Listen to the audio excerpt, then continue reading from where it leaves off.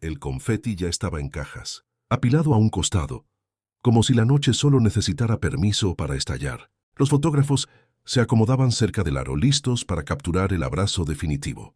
En el banco visitante, San Antonio respiraba con una calma casi ofensiva, la calma de quien ya se ve campeón. Y en la duela, Miami parecía un equipo sin aire, con los hombros hundidos y la mirada pesada. La arena entera temía escuchar el sonido más frío del deporte, el sonido de una era muriendo en casa. La historia empieza con una promesa enorme y peligrosa. Cuando Miami juntó a sus estrellas, no firmó un plan deportivo, firmó un juicio público. Cada temporada sería medida con oro o con vergüenza. En 2011 la vergüenza llegó primero y dejó una cicatriz que no se ve en los números, la duda. Ganaron en 2012, sí, pero la victoria no apagó el incendio. Lo alimentó. Porque cuando el mundo te nombra favorito, lo único que puede destruirte es quedarte corto en el momento exacto. En ese escenario apareció Ray Allen, y su llegada fue el primer punto de no retorno. Allen aceptó irse de Boston y firmar con el campeón vigente, aún sabiendo lo que eso significaba para su nombre. No solo cambió de uniforme, cruzó una frontera emocional. Volvió a Boston por primera vez como rival y lo recibieron con una mezcla incómoda donde los abucheos se imponían cada vez que tocaba la pelota. De golpe, el tirador legendario dejó de ser uno de los suyos y se convirtió en una herida abierta. Allen no era solo un tirador, era un hombre que había pasado años convirtiendo la repetición en carácter. En Boston aprendió que un campeonato se puede construir con paciencia y también se puede perder. Por una sola posesión. Y esa memoria lo perseguía. En Miami, esa memoria se volvió combustible. Sabía que una dinastía no se cae con un golpe espectacular. Se cae con una falta de concentración, con una mala pisada, con un tiro tomado medio segundo tarde. Por eso, aunque el ambiente le exigía emoción, él seguía eligiendo frialdad. En el vestidor de los Heat lo respetaban. Pero el respeto no garantiza minutos. Había partidos donde su función parecía mínima, casi decorativa, y aún así llegaba antes que todos al gimnasio. No entrenaba para sentirse bien, entrenaba para un instante que todavía no existía. Mientras otros practicaban jugadas, él practicaba pies, caer, equilibrar, corregir, repetir. Una esquina de la cancha se volvió su casa, porque en una esquina el mundo se reduce, y el miedo también. Lo más duro no fue el ruido, fue el lugar. Ray había sido protagonista, campeón, un hombre que construyó su carrera con una disciplina obsesiva. La repetición como religión, el detalle como escudo. En Miami los nombres grandes ya estaban tomados. Su nuevo sitio era cruel, la banca, el papel del especialista, el recurso de emergencia. Entras frío, tiras con la sangre lenta, y si fallas, el mundo lo llama traición, aunque solo sea un error humano. Así funciona la urgencia, no perdona. La temporada 2013 avanzó con tensión escondida en los gestos. Wade atacaba con dolor y sonreía menos. LeBron cargaba con una mochila de comparaciones que jamás se quitaba. Incluso en los días buenos, Bosh aprendía a sacrificarse sin que le aplaudieran el sacrificio. Y Ray vivía entre dos realidades. La de su mecánica, perfecta, y la de un deporte que no respeta la perfección cuando llega el cansancio. Hubo noches en las que su tiro parecía no obedecerle y el juicio fue inmediato. Viejo, acabado, reemplazable. Para un veterano, ese veneno no entra por los oídos, entra por la piel. Del otro lado estaba San Antonio, la antítesis de la ansiedad, una máquina vieja y elegante que no necesitaba gritar. Popovich no vendía glamour, vendía decisiones frías. Duncan era un faro, Parker una puñalada, Ginóbili un incendio impredecible. Cada pase era un recordatorio de que el baloncesto también puede ser una idea colectiva, una disciplina que desgasta al rival, hasta que el rival se mira al espejo y no se reconoce. Mientras Miami buscaba golpes de estrella, los Spurs buscaban grietas. Y cuando encuentras grietas en un equipo que vive bajo presión, lo que rompes no es una defensa, rompes una fe. Cuando la serie se puso 3-2 a favor de los Spurs, Miami dejó de jugar una final y empezó a defender su identidad. Ese fue el segundo punto de no retorno. Perder en casa significaba una palabra que nadie en ese vestidor quería pronunciar.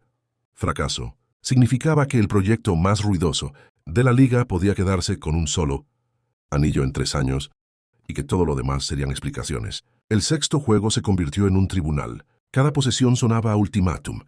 Cada silencio del público parecía una sentencia. El duelo se tensó hasta volverse insoportable. Miami soltaba ráfagas de orgullo y San Antonio respondía con calma, como si el reloj fuera aliado. Hubo momentos en que el calor de la arena levantó a los Heat y otros en que la realidad les cayó encima como una cubeta de hielo. Los tiros que antes parecían inevitables empezaron a dudar en el aire. La defensa ya no era instinto, era esfuerzo. Y mientras el mundo miraba a LeBron y a Wade, Ray Allen hacía lo que siempre hizo: moverse sin pedir permiso, respirar como si el caos no existiera, mantenerse listo sin reclamar protagonismo. Esa noche, en los segundos finales, hasta el edificio parecía inclinarse hacia el desenlace. En las primeras filas algunos ya se movían, como si la derrota fuera inevitable y el tráfico más importante. La organización tenía todo preparado: cinta para marcar el festejo, cámaras listas, confeti esperando. San Antonio jugaba como quien sostiene una copa llena, sin derramar una gota. Y Miami, agotado, necesitaba un milagro que no pareciera milagro. Entonces, llegó el tramo donde el tiempo deja de ser un número y se vuelve un animal. San Antonio estuvo a un rebote de ser campeón. No a una jugada mágica, no a un triple imposible, a un rebote común. Y en esa zona del casi, las decisiones pequeñas se vuelven gigantes. Popovich hizo un movimiento que parecía lógico en el pizarrón inmortal en la historia. Sentó a Tim Duncan en las posesiones defensivas finales buscando más movilidad, para cambiar en los bloqueos. Sin su presencia, la pintura se sintió distinta, como si faltara una pared en una casa a punto de incendiarse. Con menos de medio minuto, LeBron clavó un triple que reventó la arena y encendió una esperanza desesperada. Pero la vida no regala finales felices tan fácil. Los Spurs contestaron desde la línea y el margen siguió siendo cruel. Miami necesitaba una posesión perfecta y no la tuvo. LeBron volvió a tomar el balón, volvió a lanzar de tres con el peso de toda una era colgando del aro y falló. Ese fallo era el final lógico, el guión que el mundo ya había escrito. El rival celebra, el público se apaga, el proyecto se rompe. Todo era demasiado coherente para no suceder. Cuando LeBron falló, el balón rebotó como un objeto sin dueño y ahí apareció Bosh, no como estrella, sino como sobreviviente.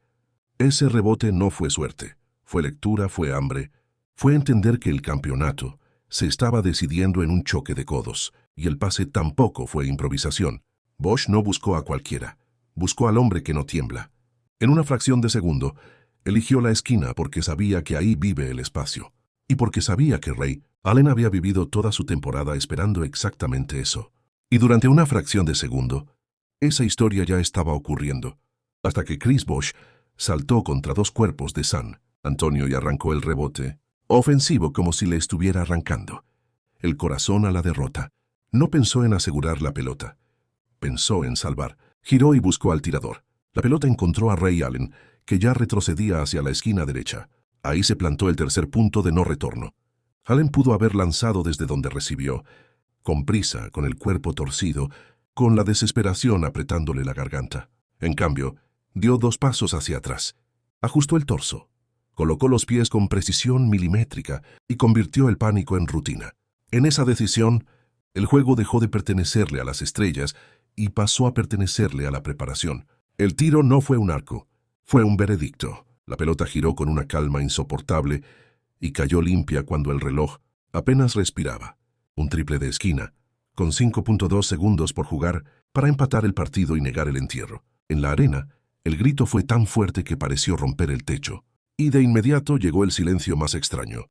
El silencio de miles de personas intentando entender que el final se había escapado de las manos. San Antonio pidió tiempo. Todavía quedaba una respuesta posible, una última bala para recuperar el control, pero el tiro final no entró, y el juego cayó a tiempo extra, como un cuerpo que se niega a rendirse. En la prórroga, Miami ya no jugó con miedo. Jugó con furia y con alivio, con esa energía extraña que aparece cuando alguien te devuelve el aire. Ganaron 103-100 y forzaron un séptimo partido que, minutos antes, parecía una fantasía. El destino, que ya estaba doblado hacia San Antonio, se enderezó de golpe. Lo que vino después se recuerda con brillo, pero se jugó con heridas. El séptimo juego fue una pelea por no quebrarse. Miami resistió, encontró las últimas reservas y cerró el campeonato. Sin aquel triple, no existía esa noche final. No existía el segundo título consecutivo.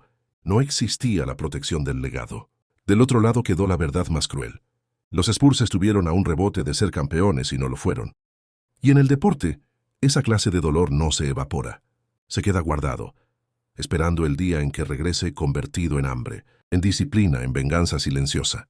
Ray Allen no se convirtió en héroe por gritar, ni por pedir el balón, ni por ser la cara de una franquicia. Se convirtió en héroe por obedecer a su preparación cuando el pánico era lo más fácil. Salvó a Miami de un cierre vergonzoso, le devolvió oxígeno a sus estrellas y dejó una lección que el baloncesto repite en voz baja. La historia la escriben los que están listos para el peor segundo de su vida, incluso si llevan toda la temporada viviendo en silencio. Y si quieres que este canal siga contando noches así, donde un rebote, una decisión y un rincón cambian el destino de la NBA, suscríbete ahora mismo y acompáñanos en el próximo documental.